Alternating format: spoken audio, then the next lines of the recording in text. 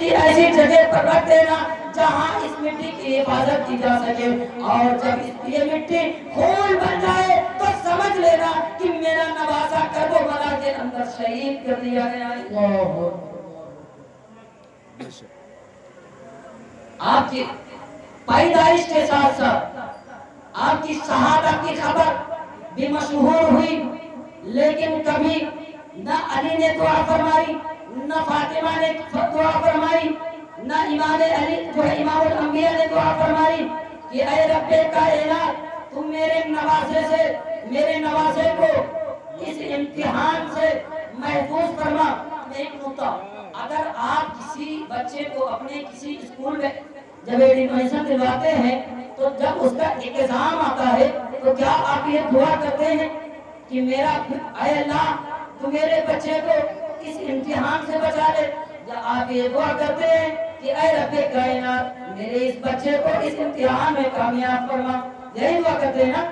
یہی دعا کرتے ہیں اے رب کائنات میرا بیٹا بڑا چیز کا ایگزام دینے جا رہا ہے، اے رب کائنات میرے بیٹے کو اس میں کامیابی عطا فرما۔ اسی طریقے سے جب حضرت فاطمہ کو یہ پتا چلا کہ میرا بیٹا کربلا کے اندر شہید کر دیا جائے گا، جب حضرت علی کو بھی پتا چلا، جب امام الانبیاء کو بھی پتا چلا کہ میرا بیٹا جو ہے میدان کربلا کے اندر شہید کر دیا جائے گا، تو کبھی آپ نے یہ دعا نہیں فرمایا کہ اے رب کائنات میرے بیٹے سے تو امتحان کو دور فرما، بلکہ سب نے یہی دعا فرمائی۔ حضرت فاطمہ نے بھی یہی دعا فرمایا، حضرت علی نے بھی یہی دعا فرمایا، امام الانبیاء نے بھی یہی دعا فرمایا کہ اے میرے رب کائنات میرے بیٹے کو میدان کربلا کے اندر صبر کرنے کی توفیق دینا، اور اے رب کائنات میرے دین کو بچانے کی ہمت عطا فرمانا۔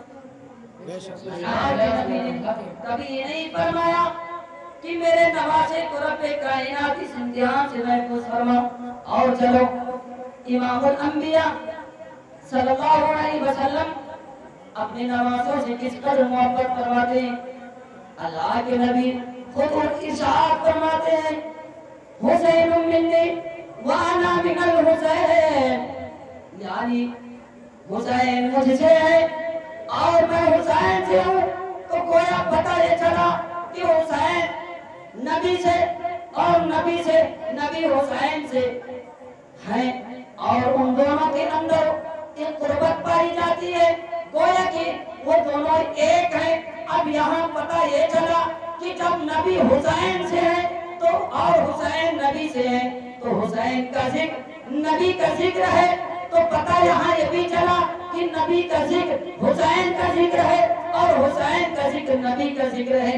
یہاں اندازہ یہ بھی لگایا جائے گا کہ جب نبی کی محبت جو حسین کی محبت نبی کی محبت ہے، تو اسی طریقے سے حسین کا بغض بھی نبی کا بغض ہے، اور جس نے حسین سے بغض رکھا اس نے نبی سے بغض رکھا۔ اب یاد رکھنا کہ جس نے حسین سے بغض رکھا یعنی جس نے حسین سے دشمنی رکھی اس نے نبی سے دشمنی رکھی، اور جس نے نبی سے دشمنی رکھی گویا کہ اس نے رب کائنات سے دشمنی رکھی، اور جس نے رب کائنات سے دشمنی رکھی تو اس کی دنیا بھی برباد ہو جائے گی اور اس کا آخرت بھی برباد۔ نعرہ تکبیر، نعرہ رسالت، مسلک اعلی حضرت، مسلک اعلی حضرت، فیضان حضور تاج شریعہ، ذکر شہداء کربلا، ذکر شہداء کربلا، نعرہ تکبیر، نعرہ رسالت۔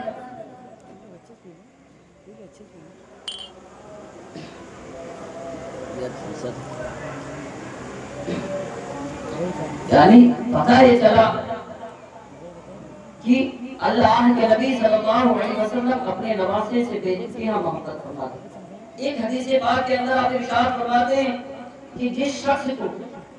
جنتی جوانوں کے سردار کو دیکھنا ہے وہ حسین ابن علی کو دیکھ لے، گویا کہ اس نے جنتی نوجوانوں کے سردار کو دیکھ لیا۔ ایک حدیث پاک کے اندر اللہ کے نبی صلی اللہ علیہ وسلم ارشاد فرماتے ہیں الحسن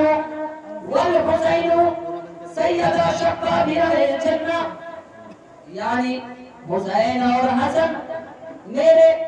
دونوں جنتی نوجوانوں کے سردار ہیں۔ آپ دوسری حدیث پاک کے اندر ارشاد فرماتے ہیں الحسن والحسین ہوا ریحان من الدنیا، یعنی حسن اور حسین میرے دنیاوی پھول ہے۔ یہی وجہ ہے کہ اللہ کے نبی اپنے نوازوں سے بے انتہا محبت فرمایا کرتے تھے اور اپنے نوازوں کو چھوما کرتے تھے۔ امام الانبیاء اکثر امام علی مقام کے گلے مبارکہ کو چھوما کرتے تھے، کیونکہ نبی کو یہ بات معلوم تھی کہ کل جب میرا بیٹا میرا حسین کربلا کے اندر جائے گا تو میرے حسین کے گلے کو کاٹا جائے گا۔ اس وجہ سے اللہ کے نبی امام حسین کے حلقوں کو چھوا کرتے تھے۔ اور میں آپ کو بتاؤں کہ اللہ کے نبی امام علی مقام سے کتنی محبت کرتے تھے۔ ایک مرتبہ امام الانبیاء صلی اللہ علیہ وسلم کا گزر حجرہ فاطمہ سے ہوتا ہے، یعنی آقا کائنات صلی اللہ علیہ وسلم حجرہ فاطمہ سے گزر رہے تھے، اتنے میں ایک آواز آتی ہے، ایک بچے کے رونے کی آواز آتی ہے، اور وہ رونے والا بچہ کوئی اور نہیں بلکہ امام مقام ہے، امام حسین ہے۔ جب امام حسین کے رونے کی آواز مصطفیٰ جان رحمت صلی اللہ علیہ وسلم کے کانوں تک پہنچی، آپ گھر کے اندر جاتے ہیں اور ارشاد فرماتے ہیں اے فاطمہ، اے فاطمہ، اے میری نور نظر، اے لگتے جگر، کیا تجھے یہ بات معلوم نہیں ہے، کیا تجھے اس بات کی خبر نہیں ہے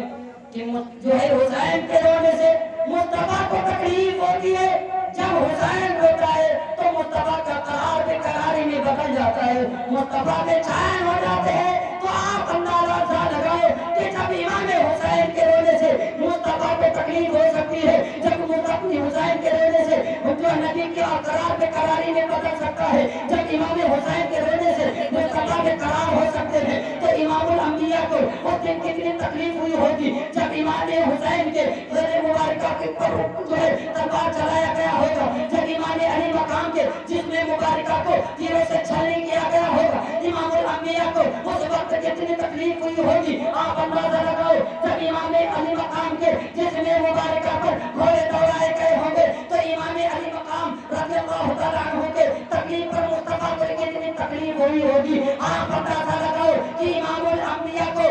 جو ہے امام حسین کی تکلیف پر جب اللہ کے نبی صلی اللہ تعالیٰ علیہ وسلم کو امام الانبیاء کے رونے پر اتنی تکلیف ہو سکتی ہے تو امام علی مقام کے جسم مبارک پر گھوڑے دوڑانے سے کتنی تکلیف ہوگی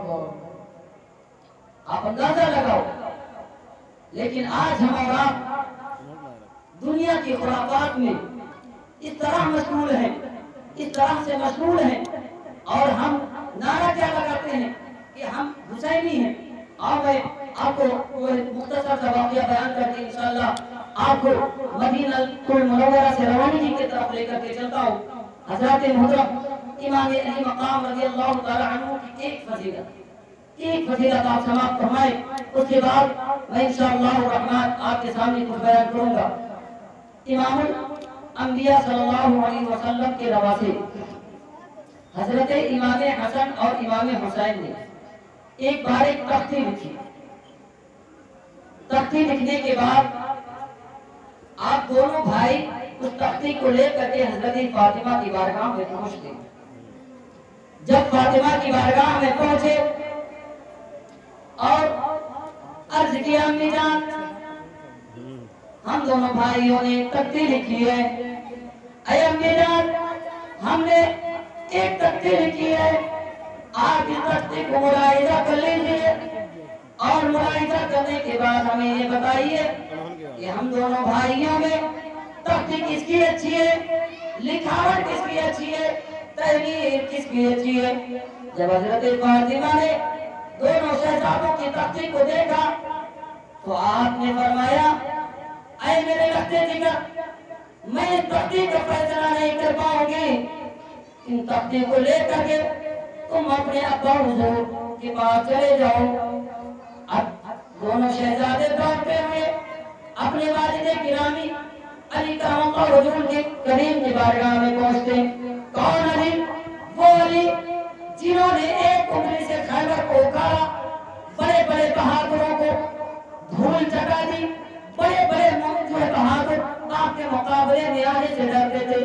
وہ انہیں علی کے بارگاہ میں جب دونوں شہزادے تختی لے کر کے پہنچتے ہیں اور کہتے ہیں اے ابا حضور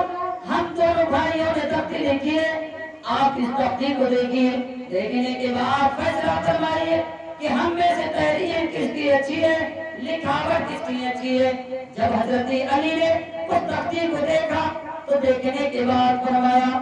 اے شہزادو میں اس تختی کا فیصلہ نہیں کروں گا، یہ تختی لے کر کے اپنے نانا جان کی بارگاہ میں چلے جاؤ۔ اب وہ دونوں شہزادے تختی کو لیتے ہیں، لینے کے بعد امام الانبیاء کی بارگاہ میں چلے جاتے ہیں۔ امام الانبیاء کی بارگاہ میں جب پہنچے تو آپ نے دیکھا کہ شہزادے آئے ہوئے، آپ نے پوچھا اے شہزادے بتاؤ کیا بات ہے؟ دونوں شہزادے ایسے کرتے ہیں نانا جان ہم نے تختی لکھی ہے اور ہم اس چیز کا فیصلہ کرانے کے لیے آپ کی بارگاہ میں آئے کہ آپ فیصلہ فرمائے ہم دونوں میں سے تختی کس کی اچھی ہے، لکھاوٹ کس کا اچھا ہے۔ جب امام الانبیاء نے اس تختی کو دیکھا، دیکھنے کے بعد آپ نے دل میں سوچا اگر میں اس تختی کا فیصلہ کر دوں اور اگر میں نے کہہ دیا کہ امام حسن کی تختی اچھی ہے تو امام حسین کو تکلیف ہو جائے گی، اگر اسی طریقے سے میں نے کہہ دیا کہ امام حسین کی تختی اچھی ہے تو امام حسن کو تکلیف ہو جائے گی۔ تو امام الانبیاء نے فرمایا اے میرے نوازو آج میں اس تختی کا فیصلہ نہیں کر پاؤں گا، میں اس تختی کا فیصلہ نہیں کروں گا، آج اس تختی کا فیصلہ خود رب کائنات فرمائے گا۔ اتنے میں حضرت جبریل امین بارگاہ نبی میں حاضر ہوتے ہیں۔ جب بارگاہ نبی میں حاضر ہوئے تو عرض کیا یا رسول اللہ صلی اللہ علیہ وسلم آج اس تختی کا فیصلہ نہ فاطمہ فرمائیں گے نہ حضرت علی فرمائیں گے، نہ اس تختی کا فیصلہ تاجدار انبیاء فرمائیں گے، بلکہ اس تختی کا فیصلہ رب کائنات خود فرمائے گا۔ رب کائنات نے مجھے حکم دے کر کے بھیجا ہے کہ اے جبریل میرے محبوب کے بارگاہ میں چلے جاؤ اور میرے محبوب سے فرما دو کہ اے اللہ کے نبی آج آپ کے نوازوں کی تختیوں کا فیصلہ خود رب کائنات فرمائے گا۔ اور اللہ نے مجھے ایک سیف دے کر کے اس آپ کی بارگاہ میں بھیجا ہے۔ اللہ نے ارشاد فرمایا ہے اے جبرائیل تم چلے جاؤ میرے محبوب کی بارگاہ میں، میرے محبوب کے دونوں نوازوں کی تختیوں کو زمین پر رکھوا دینا، زمین پر رکھوا دینا۔ رکھوانے کے بعد اے جبرائیل امین اس سیف کو آسمان میں اچھال دینا، اگر جس کی تختی پر وہ سیف گر جائے گا تو سمجھ لینا کہ اس کی تختی بھی اچھی ہے، اس کی تحریر بھی اچھی ہے، اور اس کا فیصلہ ہو جائے گا کہ لکھاوٹ اور تحریر کس کی اچھی ہے۔ جب حضرت جبریل امین نے دونوں تختیوں کو زمین پر رکھا ہے اور سیف کو آسمان میں اٹھایا ہے، خدا کی قسم مسلمانوں تاریخ گواہ ہے، تاریخ شاہد ہے کہ جب حضرت جبریل امین نے وہ سیف کو آسمان میں اٹھایا ہے تو اللہ تبارک و تعالیٰ کے حکم سے وہ سیف تو ٹکڑے ہو جاتا ہے، اور تو ٹکڑے ہونے کے بعد ایک امام حسن کی تختی پر گرتا ہے اور ایک امام حسین کی تختی پر گر جاتا ہے۔ اب اندازہ لگاؤ جس کی ناراضگی خود رب کائنات کو پسند نہ ہو اس کا مرتبہ کتنا بلند ہو۔ سبحان اللہ، نعرہ تکبیر، نعرہ رسالت، مسلک اعلی حضرت، فیضان حضور تاج شریعہ، فیضان حضور تاج شریعہ، ذکر شہدائے کربلا، ذکر شہدائے کربلا، نعرہ تکبیر، نعرہ رسالت۔ ماشاءاللہ ماشاءاللہ۔ المختصر میں آپ زیادہ فضیلتوں کی طرف نہیں جانا چاہتا کیونکہ ٹائم بہت کم ہے، اور امام حسین کی اتنی فضیلت ہے، آپ کی شان میں اتنی قرآن کی آیتیں، اتنی حدیث مبارکہ وارد ہیں کہ اگر 10 روز بیان کیا جائے تو بیان نہیں کیا جا سکتا۔ المختصر میں آپ حضرات کے سامنے 2-4 منٹ اور بول کر کے رخصت ہونا چاہتا ہوں۔ محترم حضرات آؤ میں آپ کو بتاؤں کہ آخر وہ وقت آ گیا کہ جب امام علی مقام کو مدینہ چھوڑ کر کے مکہ کی طرف روانہ ہونا۔ امام علی مقام رضی اللہ تعالیٰ عنہ مدینہ سے کو چھوڑ کر کے مکہ جانے کی تیاری شروع کرتے ہیں۔ کون پتھر دلے گا جو مدینے کی جدائی کو برداشت کرے گا؟ امام احمد رضا خان فضل بریلوی علیہ رحمت الرضوان جب مدینہ المنورہ گئے تھے اور جب آپ وہاں سے رخصت ہونا چاہتے تھے، یعنی جب آپ وقت قریب آیا تھا کہ آپ مدینہ کو چھوڑ کر کے ہندوستان تشریف لائے، تو آپ نے تمام ساتھیوں کو اپنے بلانے کے بعد ایک شعر کہا تھا کہ ٹھوکرے کھاتے پھرو گے تم ان کے در پہ پڑے رہو، ٹھوکرے کھاتے پھرو گے تم ان کے در پہ پڑے رہو، قافلہ رضا اول گیا آخر گیا، سبحان اللہ۔ یعنی اعلیٰ حضرت کو بھی وہ جدائی برداشت نہ ہوئی۔ اب کون پتہ دے گا جو مدینہ کو چھوڑ کر کے جانا چاہتا ہوگا؟ محترم حضرات، جب امام علی مقام نے تیاری شروع کی تو جدا ہونے جو ہے مدینہ سے روانہ ہونے سے پہلے رات کے وقت آپ اپنے نانا جان کے روضے انور پر پہنچتے ہیں، اور جب روضے رسول پر پہنچے تو آپ نے روضے رسول کو پکڑ لیا۔ پکڑنے کے بعد آپ زاروں قطار رونے لگتے ہیں اور نانا جان کے روضے انور سے لپٹ کر کے رو رہے ہیں اور فرما رہے ہیں، اے نانا جان، میں وہی حسین ہوں جس کے لیے ہرن نے اپنا بچہ پیش کر دیا تھا۔ اے نانا جان، میں وہی دلبند فاطمہ ہوں، میں وہی لگتے جگر اور نور نظر حضرت فاطمہ کا بیٹا ہوں جس کو آپ اپنے کاندھوں پہ بٹھایا کرتے تھے۔ اے نانا جان، میں وہی حسین ہوں جس کے جھولے کو فرشتے جھلایا کرتے تھے۔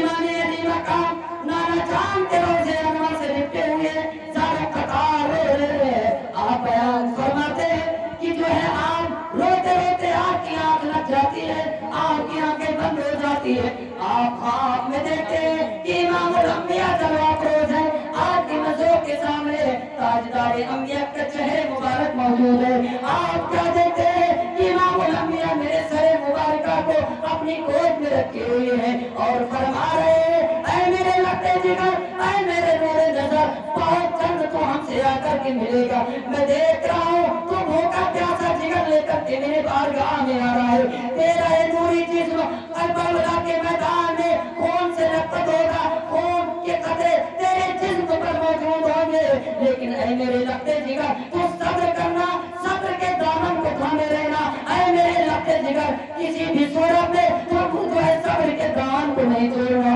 آپ اسی طریقے سے خواب دیکھتے رہے اور آپ بیان کرتے ہیں، اتنے میں میری آنکھ کھل جاتی ہے، میں وہاں سے روتے روتے قربت فاطمہ پر پہنچتا ہوں، یعنی امام علی مقام اب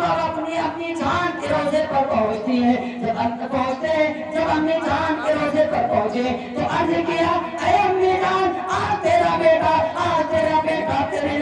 ابو جان کا وعدہ نبھانے کے لیے کربلا جا رہا ہے۔ اے امی جان، آج تیرا بیٹا حسین مدینہ چھوڑ کر کے جا رہا ہے۔ اے امی جان، آج تیرا بیٹا تجھے آخری سلام پیش کرنے کے لیے آیا ہے۔ اے امی جان، ہو سکتا ہے کہ آج کے بعد تیرا بیٹا تیرے روضے پر نہ آ سکے۔ اے امی جان، تیرے ابا حضور کے دین کو بچانے کے لیے تیرا بیٹا میدان کربلا کے اندر جا رہا ہے، میدان کربلا کے اندر اپنے خاندان کو لٹانے جا رہا ہے، اپنے کنبے کو میدان کربلا کے اندر